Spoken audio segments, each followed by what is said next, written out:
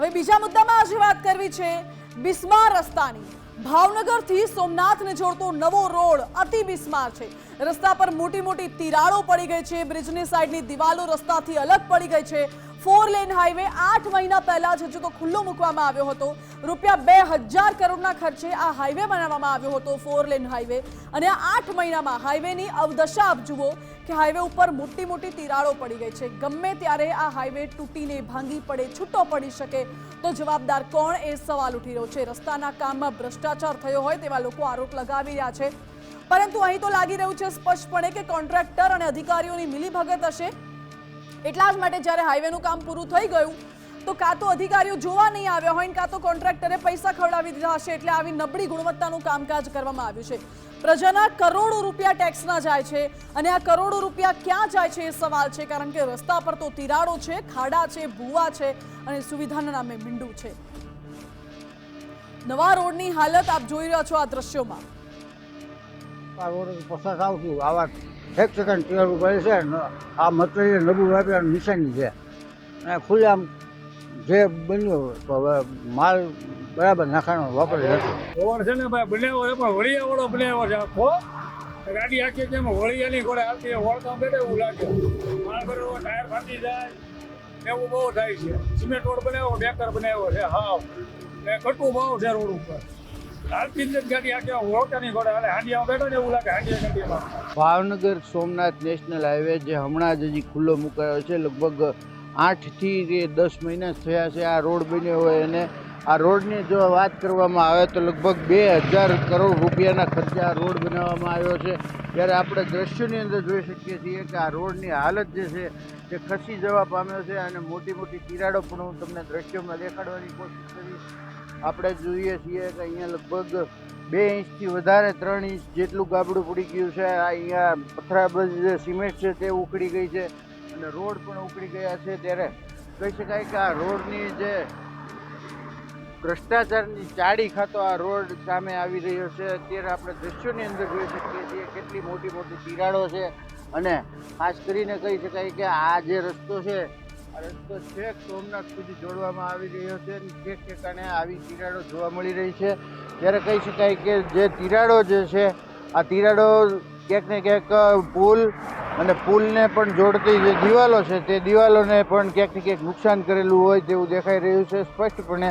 હાલ આપણે ભાદરોડ નજીક ઊભા છીએ, આ ભાદરોડ નજીકના દ્રશ્યો છે। આપણે જોઈ શકીએ છીએ કે આ રોડની જે પરિસ્થિતિ છે તે આપણે સ્પષ્ટ દ્રશ્યોની અંદર જોઈ શકીએ છીએ।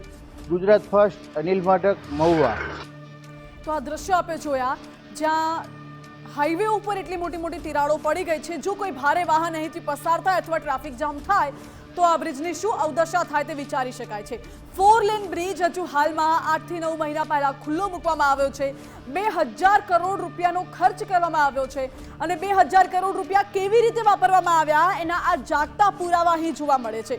2000 કરોડમાંથી કદાચ સાહેબો તમે 200 કરોડ બી આમાં વાપર્યા હોત તો બ્રિજની આવી અવદશા ન હોત એવું લાગી રહ્યું છે, કારણ કે એટલી ખરાબ હાલત 8 મહિનામાં આ બ્રિજની થઈ ગઈ છે અને હજુ તો એવો ધોધમાર વરસાદ નથી પડ્યો, હજુ તો ચોમાસાની સિઝન પણ નથી આવી 8 મહિના દરમિયાન કે 8 મહિના દરમિયાન વરસાદ પડ્યો હોય અને બ્રિજની આવી અવદશા થઈ હોય તો સમજી બી શકાય। પરંતુ અત્યારે નવા રોડની આ હાલત આપ જુઓ જ્યાં ખરાબના ખરાબ હાલત અત્યારે જોવા મળી રહી છે। બ્રિજની બાજુમાં જે દિવાલ છે દિવાલ પણ તૂટી પડી છે। એક તરફ રસ્તામાં તિરાડો પડી જાય છે, ભ્રષ્ટાચારના આક્ષેપો થાય છે, પરંતુ કોઈને અધિકારીઓને કશું પડી નથી। બીજી તરફ વડોદરામાંથી પણ કંઈક આવી જ ઘટના સામે આવી છે જ્યાં સ્માર્ટ સિટીના દાવાઓ કરતું તંત્ર હાલ પોતે જ પાણીમાં બેસી ગયું હોય તેવું લાગે છે, કારણ કે સ્માર્ટ સિટીમાં ભૂવા પડવાનો સિલસિલો હજુ પણ યથાવત છે। હજુ પણ એટલા માટે કહી રહ્યા છે કારણ કે ચોમાસું નથી અને વરસાદ નથી પડ્યો છતાં પણ ભૂવાઓ પડી રહ્યા છે। ચોમાસા બાદ મુજ બહુડા રોડ ભૂવા રોડ બની ગયો હોય સ્થાનિકોનું એવું કહેવું છે, કારણ કે સતત એક બાદ એક ભૂવા પડી રહ્યા છે। તંત્રે ભૂવા પૂરવા માટે 5 કરોડ રૂપિયાનો ખર્ચ કર્યો હતો, છતાં પણ ભૂવાઓ પડવાનું જે સિલસિલો છે તે સિલસિલો અત્યારે યથાવત છે અને નબળી કામગીરીના કારણે આ ભૂવા પડે છે તેવા સ્થાનિકો આક્ષેપો કરી રહ્યા છે। ગટરમાં યોગ્ય સફાઈ નથી થતી જેના કારણે ભૂવા પડતા હોય તેવા પણ લોકો આરોપ લગાવી રહ્યા છે અને આને તો ભૂવા નહીં, આને તો આખે આખું ઠેર ઠેર ભૂવા પડવાના કારણે વડોદરા શહેર હવે ધીમે ધીમે ભૂવા નગરી તરીકે પ્રખ્યાત થઈ રહ્યું છે। ત્યારે ફરી એકવાર અકોટાથી મુજ મહુડા તરફ જવાનો આ રસ્તો છે અને ત્યાં આ જે મુખ્ય રસ્તો છે ને ત્યાં જ મસ્ત મોટો ભૂવો છે તે પડ્યો છે। જો કે વિશ્વામિત્રીમાં પૂર આવ્યા બાદ આ રોડ પર સતત 17મો ભૂવો છે તે પડ્યો છે। માત્ર 1.5 કિલોમીટરનું અંતર જ છે અને હાલ આજે 17મો ભૂવો અકોટા રોડ ઉપર પડ્યો છે। ખાસ કરીને વાત કરીએ તો કરોડો રૂપિયા ખર્ચી અને આ ભૂવાનું સમારકામ કરવામાં આવે છે, તેમ છતાં પણ આ જે સમસ્યા છે તેનો કાયમી ઉકેલ નથી આવતો। લોકોને ભારે હાલાકી પડે છે। આપણી સાથે સ્થાનિક છે, તેમની સાથે વાત કરીશું। ચિરાગભાઈ, શું કહેશો? ખાસ કરીને વાત કરીએ તો છેલ્લા 6 મહિનામાં 17મો ભૂવો પડે છે, લોકોને કેટલી તકલીફ? પુષ્કળ તકલીફ છે।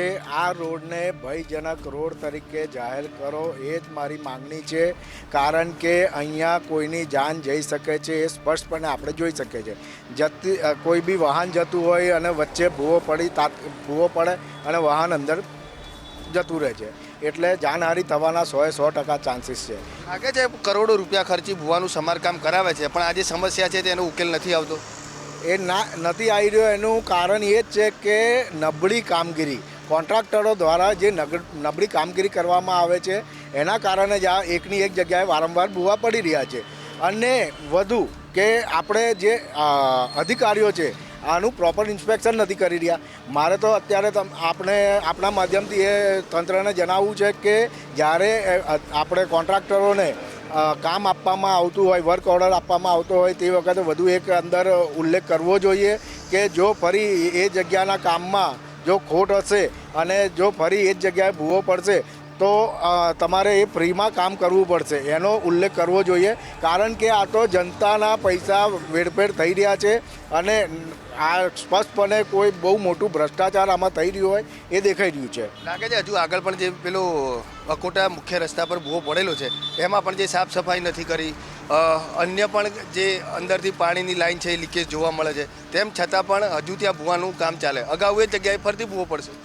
એ અકોટા 4 રસ્તાના જે ભૂવાની વાત કરીએ આપણે તો એ જગ્યાએ અત્યારે આપણે જોઈ શકીએ છીએ કે વરસાદી કાચ જે જઈ રહી છે, હવે જ્યારે એને ખોદવામાં આવ્યું, એ ભૂવાનું કામગીરી માટે ખોદવામાં આવ્યું તો વરસાદી કાચ તૂટેલી નીકળી।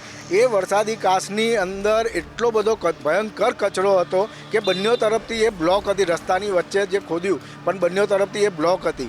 હવે એ મેં તે વખતે સ્પષ્ટપણે કોન્ટ્રાક્ટરને પણ કહેવામાં આવ્યું અને અધિકારીઓને પણ મેં ફોન લગાડીને કીધું કે આ જગ્યાની સાફ સફાઈ કરો અને ત્યારબાદ જ આ કાચની ઉપર નવું બાંધકામ થવું જોઈએ, આ રીતે મેં વાત કરેલી।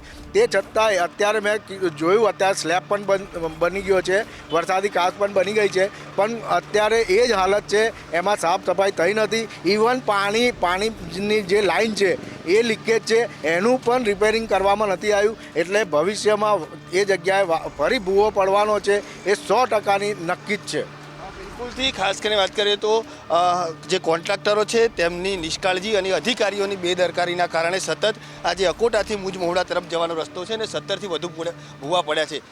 કરોડો રૂપિયાનો ખર્ચો કરી અને આ ભૂવા છે તેનું સમારકામ કરવામાં આવે છે, પરંતુ જે રીતે સ્થાનિકોનું કહેવું છે કે જે કાયમી નિકાલ આવવો જોઈએ તે કાયમી નિકાલ નથી આવ્યો અને તેના જ કારણે લોકોને પણ હેરાન થવાનો વારો આવે છે।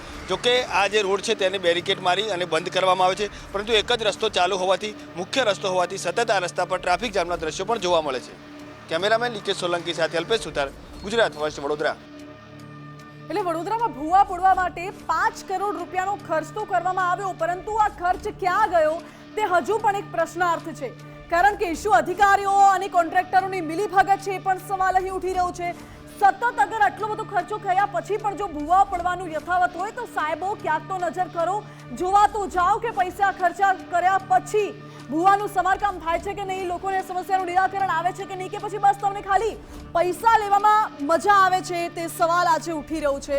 સ્થાનિકો ભ્રષ્ટાચારનો આરોપ કરી રહ્યા છે અને હવે એ જોવું રહ્યું કે આ બધા આરોપોને આટલું બધું ઘેરાવા બાદ તંત્ર કોઈ કાર્યવાહી કરે છે કે કેમ, કોન્ટ્રાક્ટરોને ઠપકો આપે છે કે કેમ, તે જોવું રહ્યું। આ સાથે જ સીધું અને સટમાં આજે બસ આટલું જ। આવા જ મુદ્દાઓ સાથે ફરી મળીશું। હાલ મને રજા આપશો, નમસ્કાર।